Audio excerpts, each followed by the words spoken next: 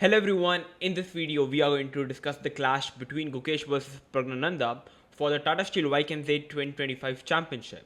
It's a tie-break of 2 rounds of Blitz. If the score are tied, it will go in sudden death. First player to win a Blitz game is going to win the Tata Steel Masters Vikings 2025. We are going to look at all the tie-break games and believe me it's going to be a lot of fun. So let's begin. So discussing the game number 1 of the tie-breaks, Gukesh is playing with white and he opens with 1 knight f3, d5, it's a blitz game, c4, e6, g3, knight f6, bishop g2, d4, short castle, knight c6. So I believe it's a reverse Benoni structure. Like this particular structure is usually played with the black pieces, but white is playing it. So nothing wrong with it. It's a basically reverse Benoni, where white is having this powerful bishop, and in the exchange, black is having more space in the center. d3, bishop goes to c5, developing the pieces. a3, with the idea of going b4, expanding more space on the queen side.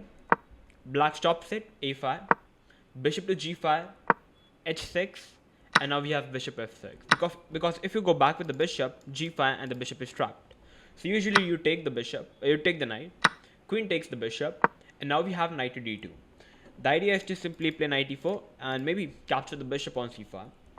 So the queen goes back to e7, knight goes to e4, and now we have a4 by black. So what is the idea of a4? So generally the idea here is whenever white tries to expand in the future with b4, black can always end passant with av3. This is the usual idea, though with the reverse colors, but the ideas are the same. Knight c5, queen c5, and now we have knight to d2. What is the idea? Simply pulling the knight back, keeping this bishop opened up, and maybe now there are ideas of playing knight e4, or maybe even playing b4, takes, and then knight can take the b3 pawn, putting pressure on the queen and the pawn. This can be an idea. Short castle, we have queen c2. So engine is saying you can play b4 directly, but you see the position is like there is nothing wrong happening with the white pieces. So what Gukesh is doing here is he's simply building up the pressure. He's playing queen c2. Maybe his idea could be to get the rook to b1 and eventually play b4 in the future. We have e5 by Pragnananda, pushing the pawn, having a nice center, and maybe the idea could be to develop the bishop. We have rook to b1, and now we have rook to a7 by Pragnananda. I personally believe there is a very deep logic behind rook a7, because if you play something else like bishop f5, simply developing the piece. Now what's happening here is after b3, if black takes, queen takes, you will see now white is having this strong bishop opened up, attacking the knight, pawn and the rook. And also the b7 pawn is hanging, which is pressured by the queen and the rook. So I believe this was the idea. Black played rook a7, first moving the rook from this bishop's diagonal and now also protecting the b7 pawn. So I believe rook a7 is a flexible move. So you see both the players are playing a game of blitz, but every move they are playing has some ideas. b4 now finally. Black have to end passant or else there is no point of putting the pawn on a4. Rook takes the b3. Queen goes back to e7, okay. Okay, queen e7 going back. Maybe simply developing the bishop can be an idea. But okay, I believe there could be an idea of playing rook b5 attacking the queen. So that's why queen e7 going back. Rook b5, as I said. Rook into a3. Okay, so Gukesh has given up a pawn. Rook to e1. So I believe a better move would have been rook a3, queen a3 and queen b2, trading off the queens. And this is a equalish position because black is a pawn up, but at the same time white's pieces are much more healthier. And what black here is doing is simply defending the position. Black can play knight d8 trying to defend the position, and overall the position is even. But instead we have rook e1. And actually Gukesh spent around 40 seconds of his clock, which is an insane amount of time. And now we have rook a7 going back with the rook and a queen b2. Rook d8 finally getting all his pieces activated, and I believe Pragg is already having an edge because he's a pawn up. But at the same time, Gukesh is having more time on the clock and his play is much more active because of his pieces. h4, first grabbing some serious space on the king side. Knight goes back to b8, and now we have e3. So at the first glance, it looked like, why did, okay, that was a bad move, yeah. Bishop into b7. Why did Pragnananda simply give up with the pawn? But the idea here is, after bishop into b7, first of all, if black will try to exchange everything, white is pretty happy. But instead of capturing on b7, black is going to play c6, and you will realize the rook is hanging, and also now the queen is opened up to attack the bishop. You cannot capture the pawn because the knight will capture the bishop. You will have to go back, and now black is going to capture this, and in the end of the day, you will count the material, black is a piece up. So this was a deep idea. Despite playing a game of blitz, both the players are very alert. That's why Gukesh instantly played the move e3, trying to open up his rook. We have c6 now, first attacking the rook. If d into e3, rook into e3, and you will see white is not only defending his pawn on d3, but also putting pressure on the pawn on e5. So this is looking great for white. So that's why we have c6 first attacking the rook and also kind of limiting the bishop on g2. Rook goes back to b3, queen to c7, knight goes to f3, and now we have knight to a6. So knight to a6 is a move that Engine says it's a mistake, though both the players are under serious time trouble. But the best move would have been c5. Why? Because after c5 it looks like the knight can simply jump on c6, and the c6 squares definitely looks much better compared to the a6 square. And after c5 it defends the pawn on d4. I understand that Pragnananda might have thought that it allows white's bishop on g2 opened up, but once you play knight c6, nothing is happening, and black's pretty happy. But okay, there is nothing seriously wrong with knight a6. Rook to a3, and now we have queen d6. E takes, and now we have queen b6. Attacking the rook goes back, and now we have knight into d4. A brilliant move played by Gukesh. What is the idea? If black tries to capture the knight, it's already a blunder, because of this standard rook e8 check. If you capture the rook, I can capture the queen. If you move the king, I can capture the rook, and that's winning for white. So that's exactly why queen d4 would have been a blunder. That's why we played Pragg played the move knight c7, which was once again a bad move, and now we have rook a8. And there was a very serious good move in the position, which is knight b5. It defends the rook, it also attacks the queen. If you take the knight with the pawn, once again we have queen d6, rook d6, rook a8, knight a8, and now rook check.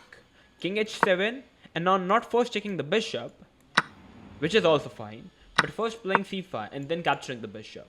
So this is a very deep idea, which would have given Gukesh some great winning chances, but instead he played the move rook a8, knight a8, and queen a7, as both the players are under extremely time pressure.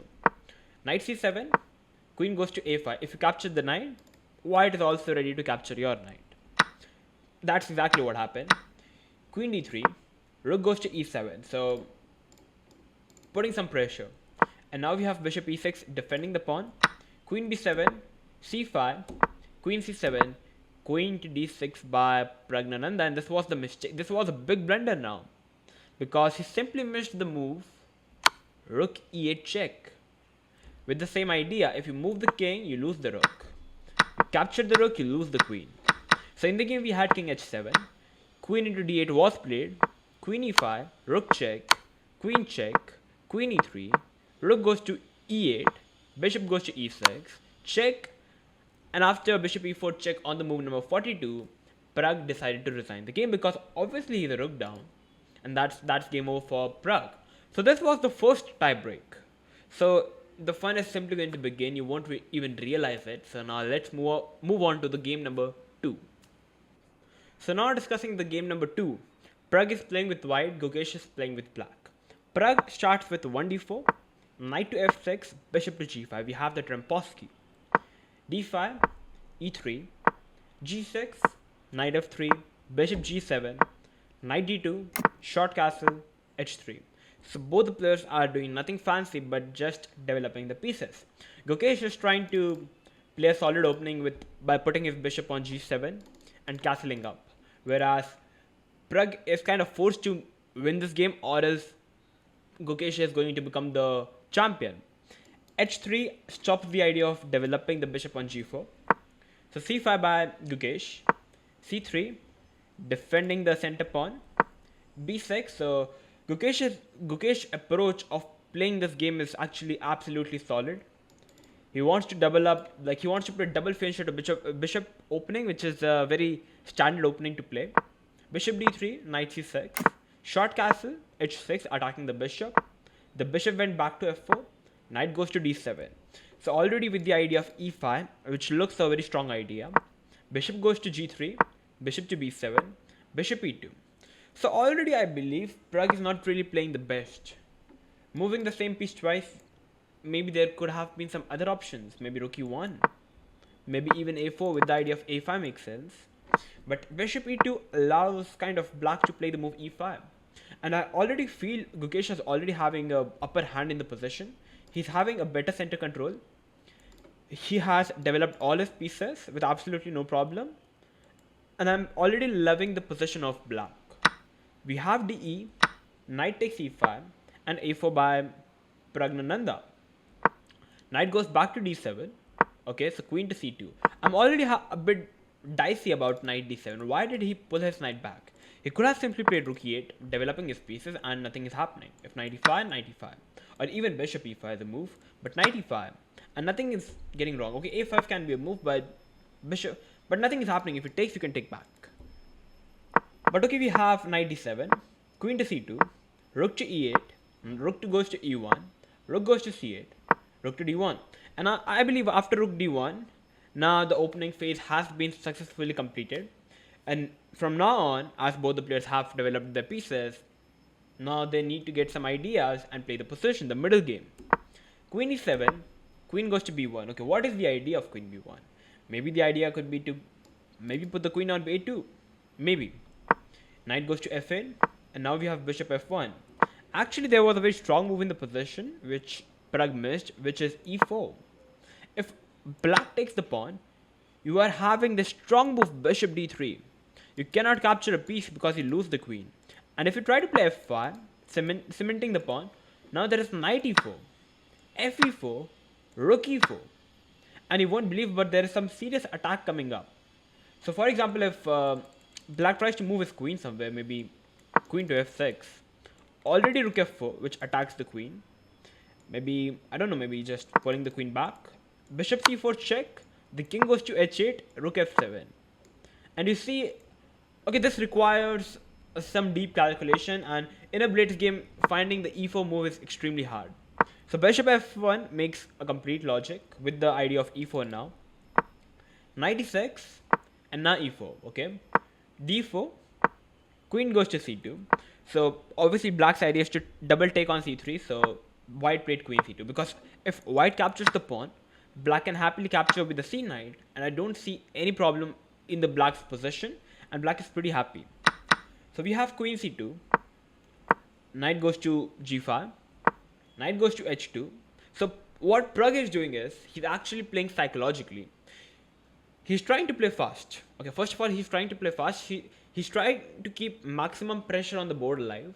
He's not trading off the pieces. He's trying to keep maximum pieces on the board. That's his first strategy, because he knows Gukesh is not that good player in the game of blitz.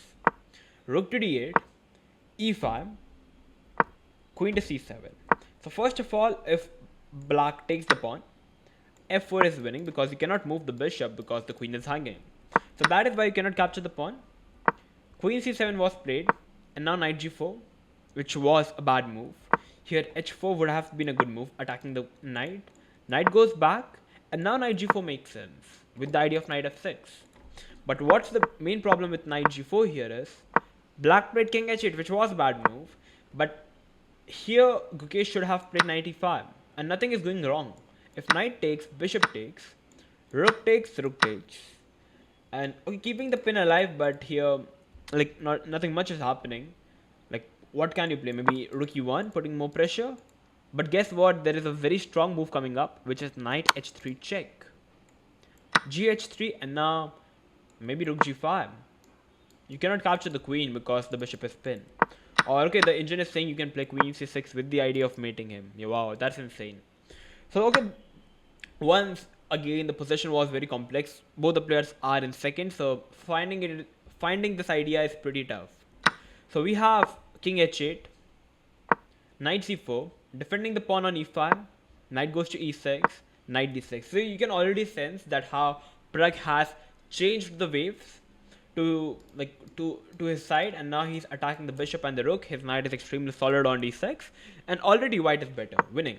Rook goes to f8, bishop goes to c4, already improving the possession of the pieces.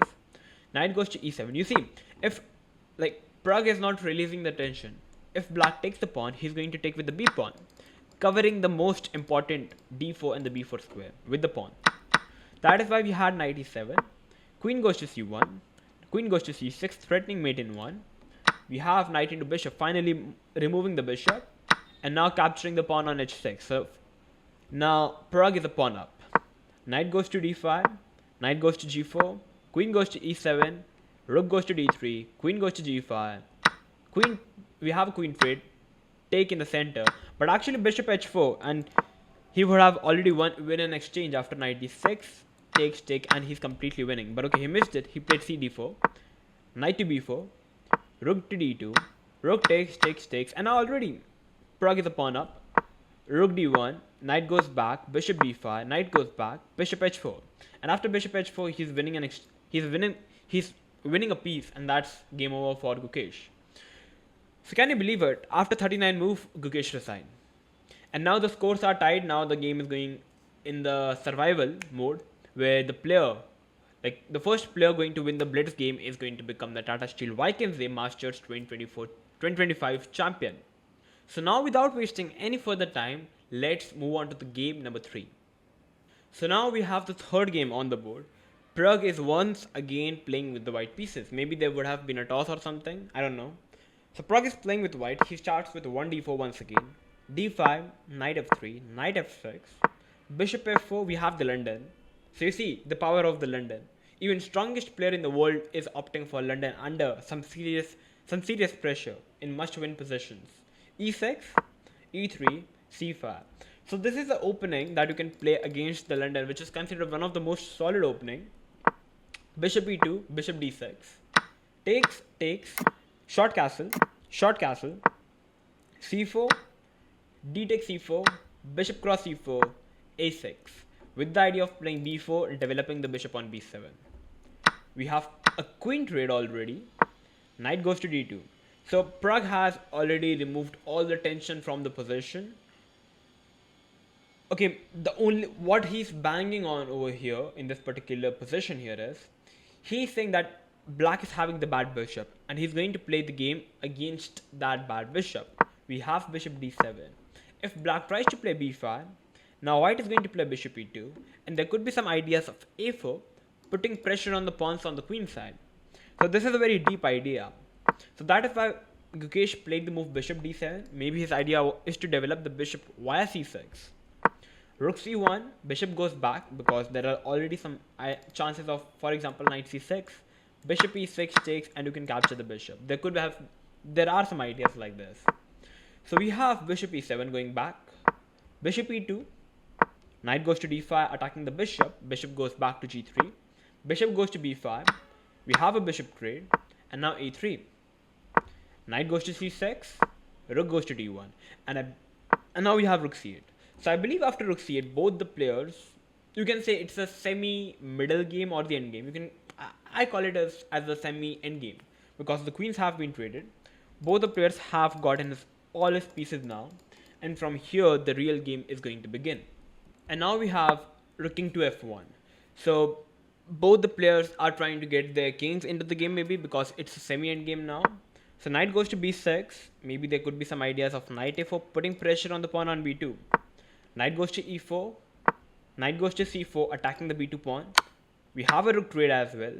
And now rook c2, defending the pawn. Rook d1 check, king goes to e2, rook b1, attacking the pawn. And already the possession is not looking good for Pragg, because Gukesh is the one putting maximum pressure with his pieces. Pragg played the move knight c3. And now we have rook b2, knight b2, knight b5. And once again the material is even. But still I will prefer black, because black's pieces are much more active.